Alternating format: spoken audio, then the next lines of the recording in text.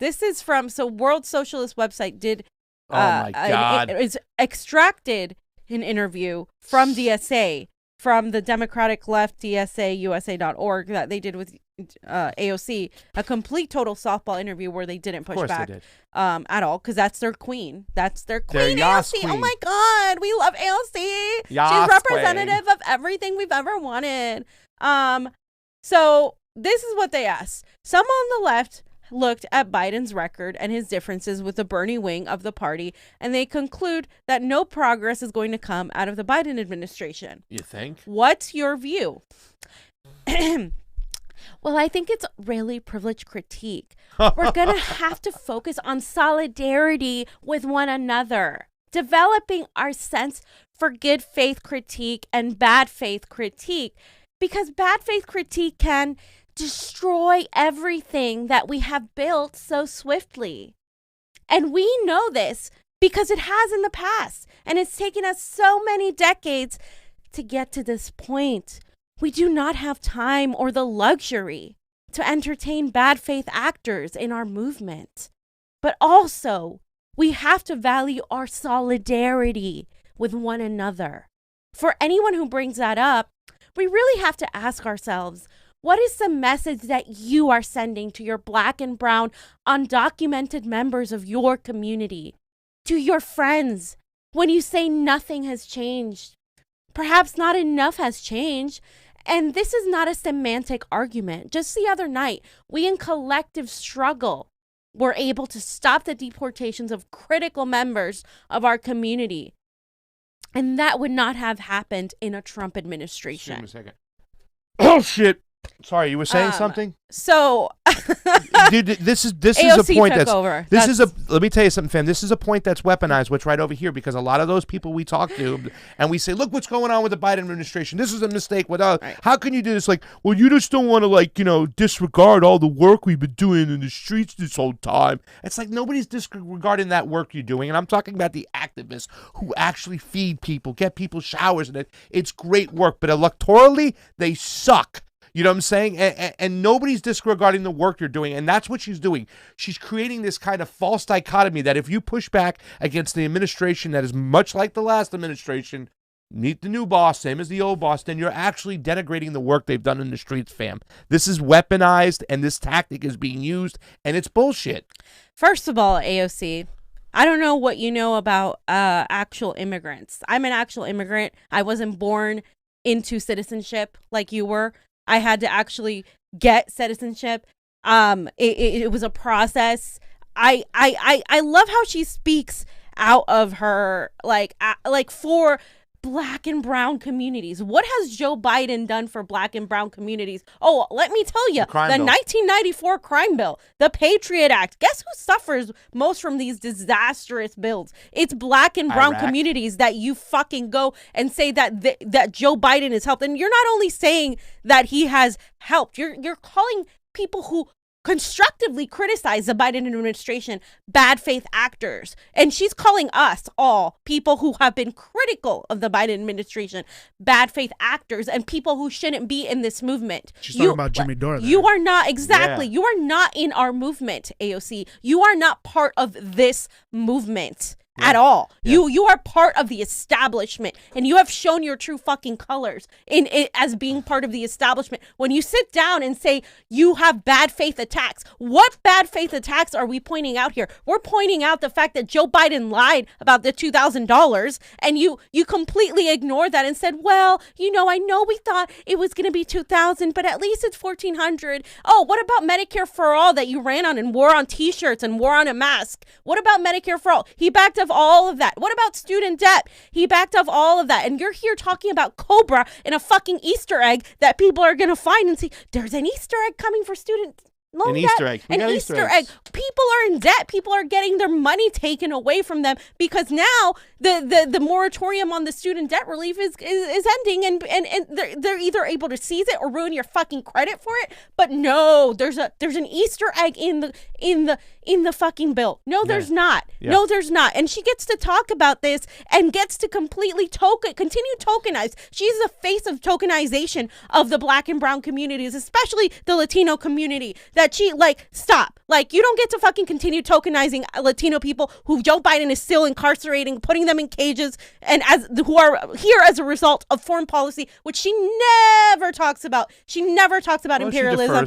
She defers to caucus leadership on Venezuela. Of course, yeah, no, we're not going to let that go, guys. We're not. Because if I know about foreign policy, she should know about foreign policy. She should know about the situation in Venezuela. The fact that she gets to say this and tokenize these people to say, no, we need to be careful of how we criticize the Biden administration. Well, yeah. She sounds like Hillary fucking Clinton. She sounds literally like every other establishment Democrat here running PR, running interference for the Biden administration. That's what she's fucking doing. And she's doing it at the expense of these communities that she's tokenizing to trying to say, oh no, if you have any sort of criticism of the Biden administration, you're not thinking about these communities. You don't care about these communities. Yeah. No, it is you who doesn't care about these communities. She's actually gaslighting us and telling us that we don't care when we're pointing out the actual situation that's going on, because we know that there's no difference between a Biden administration and a Trump administration, and she's telling you that there is, and there isn't. We literally just went over how literally there isn't this whole entire show, and how people are still homeless and people are still suffering, and there's still kids in cages, and she gets to actually go and pretend that all of that didn't happen because she's running PR. She is officially a PR stunt woman for the Democratic Party. And the first line, right, too, I'm going to tell everybody right now, it's a real privileged critique. These little buzzwords. Oh, privileged, yeah, again. those words. Oh, that's like, so you can't speak up against something because if you do, you're privileged. It's very anti-intellectual, this whole fucking kind of mentality, what they're doing. Because let me tell you something. Things didn't get better under Joe Biden. And in fact, when it comes to your 1,400, not your 2,000, debt collectors are allowed to get that money. They're allowed to take that money. Even under Trump, they weren't allowed to take that money. But yet in this program, in this particular thing, they're allowed to take that money. You know what I'm saying? People are allowed to start hunting back, ruining your credit. My credit's already dropped right now because I was waiting and hoping they would do something for small school loan debt. They're not. But, I mean, telling people that it's privileged, it's such a, what's the word, tactic? It's such a bullshit tactic that they're using, whatnot. Yeah, it's very intellectual, so you can't speak up against it. No. It's not even anti-intellectual. It's actually privileged of her to say that. It is a privilege to not criticize Joe Biden because you're fine under Joe Biden. That's fine. You're getting your money now. Yeah. You're getting your gigs and your covers on Vogue and all this shit that you're getting, but nobody else is getting that. That's why it is a privilege critique against the movement, AOC, to say that Joe Biden, you can't criticize Joe Biden, that these are bad faith arguments. They're not at all. That is what's privileged. She is being privileged here, and she's gaslighting, calling everybody else fucking privileged. And by the way, that didn't end there. The guy says, thank you. Because thank you. Oh, yeah, because of course it's one of these people GSA, we need to work with. Okay. And she says they were just on the belt ready to go, and you just cannot say that nothing will change. We can make the argument that not enough is changing fast enough, and these really are not nitpicking questions or semantics, because this is how the language that we use communicates to individuals who is included and who you consider a person. When you say, quote, nothing has changed, you are calling the people who are now protected from deportation no one. Wow. And we cannot allow for that in our movement. That's not a movement that I want to be a part of. Well, you're not. And I know that's not the movement that we are a part of. We're so susceptible to cynicism. And that cynicism, that weaponization of cynicism is what has and what continues to threaten to tear down everything that we have spent so much time building up.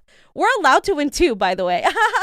I mean, there goes the Kamala laughed, and it's all weaponized right now. It's trying to manufacture consent for voting for the establishment, which what you're trying to say is the lesser of two evils. No, it's not. And you're duping people into thinking that it was still the right move to get rid of Orange Man bad. I never said brown man. Orange Man bad. It's just it's a crock of shit, ladies and gentlemen.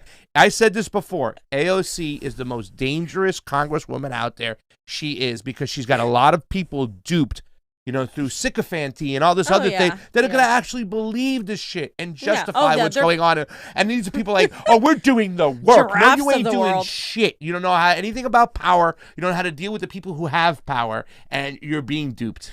How is I wonder what like how can Nina Turner say that the squad didn't abandon us? Yeah. This is right here. She's abandoning us. She has already long abandoned you. She has abandoned all of you, and she's once again tokenizing, saying if you are calling the people who are now protected from deportation no one, we cannot allow that in our movement. Are you kidding me, AOC? Do I need to show you facts, or have you not been paying attention? What have you been doing?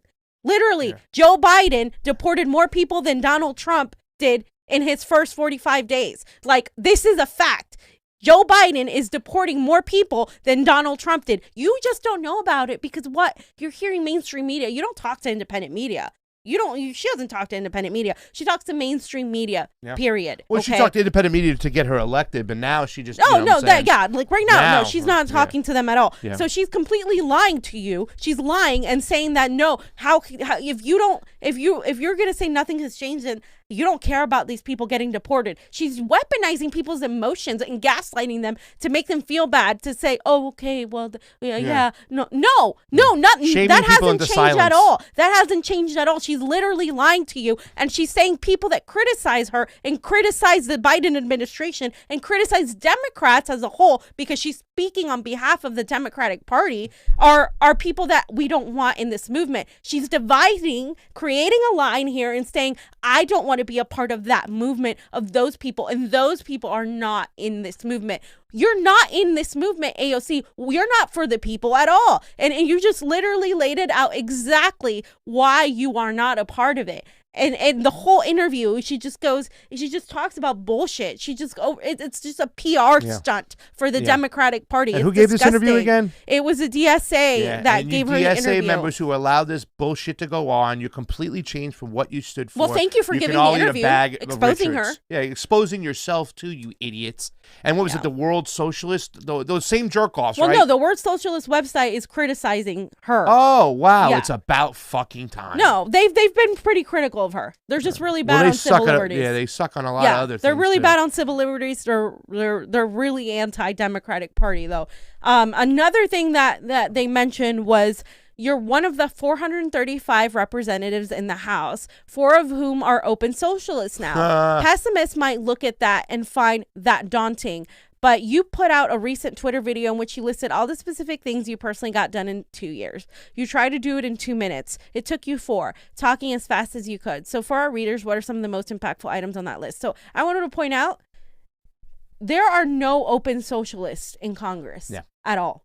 DSA, I'm so sorry. Retract your statement.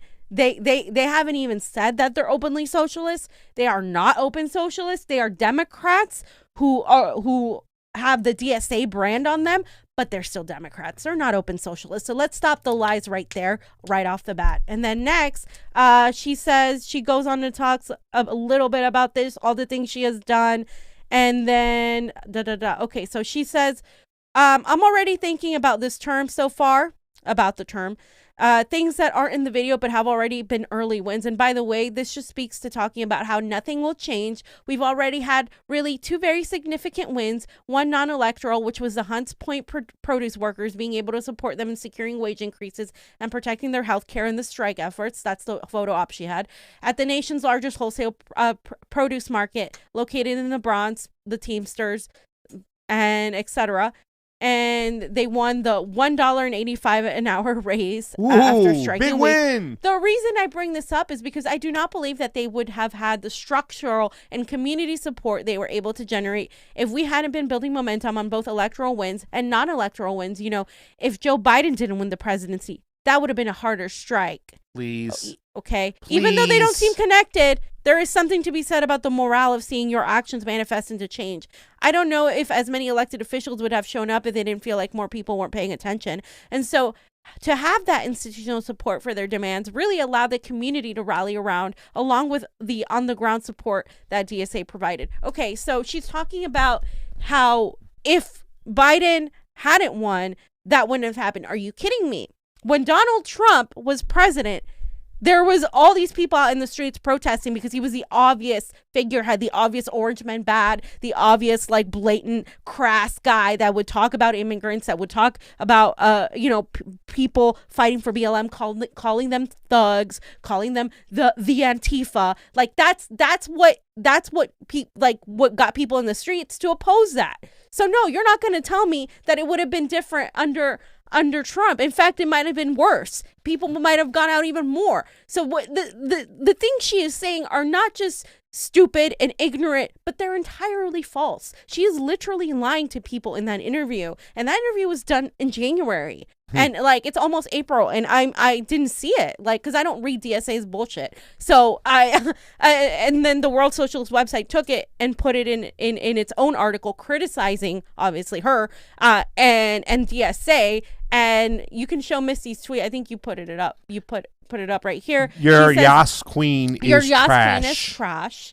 And she pointed out, this is fucking disgusting. Fuck this bench. Yeah. I mean, just the fact. She says, dipshits, why do you criticize progressives more than Republicans? Oh, I don't know, dipshit. Gestures wildly. This is what right here. Here's the little meerkat monkey thing. I'm pointing it out. This is why, because these people are far more dangerous because they have people duped. Yes, they are. She is the next generation of Nancy Pelosi's. I told you, she is Obama. She is the next Barack Obama. I said this months ago. Okay, I'll be taking my apologies too in messages from people who said that I was being too harsh on her, who said that to Niko, who was one of the first people to go after her. Like, we'll be waiting for the mails and mails of troves of apologies for people who said that we were too critical of AOC. This is who she is. This is who she's gonna be. She's already shown you her true colors. She's not fighting at all. There you go. That's me right now. That's me. What? It's a monkey, right? It's a monkey. Yeah, it's a cute little monkey. Aw. Yeah, but look, dude, this is name why. Her Molly. This is why, dude. Like, seriously. Dude. These people are far more dangerous because they get the progressives to fall in line into the Democratic Party. Like I said, it took one election cycle for these freaking half of the Bernie movement or more to actually become the next generation of liberals, continue pushing, hailing AOC, talking about AOC 2024, talking about AOC running for governor, all this bullshit that they're doing. What has she done for you intangible? She hasn't done shit except turn the idea of socialism into a neo-democratic, neoliberal party agenda. That's all it is. She's just made socialists look really bad because she's not a socialist, and she goes around getting attacked by the right. Like, she's this commie AOC. They think that's what a socialist is. She's not a fucking socialist. Stop calling her that. Stop insulting us. Yeah. Jesus Christ. And for all you people who think that she's going to win in 2024, have fun with that. She has zero populist support. I will make it my mission to ensure she does not. Well, she doesn't have populist support anymore. It's gone out the window because they know she's full of shit. People aren't as dumb in America as you think they are. You know, there are some dumb people, but for the most part, people are onto her shit and they're gonna figure it out. She doesn't have populist support. All the you left is neo-progressive done to her shit, like the actual left, but a lot of the neo-progressives are just her. all they're into it, and the liberals are loving her now because she's getting in line, and she talks about just bullshit all the time. Doesn't talk about any serious policy position. She never makes a comment about foreign policy. In fact, she can call the same bombings for Biden different. She won't even comment about him. But when Trump does them, he's a mad king getting out of line. She hasn't said a goddamn word about fucking Syria. Nothing. Zero. So, not even a little comment. Nothing. Yeah. She hasn't said anything about Syria. So when she says things have improved, when you say things have improved, AOC, you're completely leaving out the Syrians that just got bombed, AOC. You don't care about those black and brown people that are getting screwed in Africa and in the Middle East and all over the global south. Because why? Because you don't mention them? Because they're not in your radar of domestic policies? That's all she knows. That's all she talks about. The Green New Deal. She talks about $1.86 wage increase. She talks about the $1.86, the $7,000 that you get if you die, perhaps if you apply to it. That's the only thing she talks about. Oh yes, and more censorship. Asking Facebook and big tech to continue censoring people just because if they criticize her. Remember? Oh, if you say something against them, please report them. She behaves like a little mini fascist. This is the person that is supposed to be the leader of the new Bernie movement. Get the hell out of here. Are you fucking kidding me? Jesus Christ. By the way, I don't want to be part of any movement that hails her, by the way. That's not the movement. The real movement is in the streets. The real movement are the people doing direct action that she refused to do by refusing to force the vote. That's the real movement. The people that are out there in the streets and doing the things that we're doing. That's the real movement. You are not the leader of any fucking movement. You are a complete and total submissive, part of the Democratic Party. She's the fox. That's it. You are the liberal. She's the fox that Malcolm X talked about. The fox, more mischievous. He smiles when he sees you, but when he gets in the hen house, he can do a lot more damage than that wolf. And that's what AOC is. She's the ultimate 100%. Fox right there, right now, sent to dupe you, sent to lead you, herd you, all you neo-progressives, into the leftist bullshit Democratic Party that really isn't leftist. And I got to say, Comrade Misty, I want to do that again. Dipshits, why do you criticize progressives more than Republicans? I don't know, dipshit. And it's so true. You know, people say this all the time. Like, they'll say, fam, well, why you got to criticize AOCs and the frauds, call them frauds, when they align more with our ideology than the Republicans do. The red, brown left goes after progressives more. Yeah. They just don't ever talk about Republicans. Because Republicans don't promise Medicare for all. Republicans don't promise a Green New Deal. The Republicans don't promise a $15 minimum wage and then backtrack out of every single fucking thing they promise. I don't have any faith in them. I don't tell people to have faith, and I don't tell them it's a movement. No, that's the progressives for you. The progressives that think they can run inside the Democratic Party and change it, and they won't even say Julian Assange's fucking name. Jesus Christ.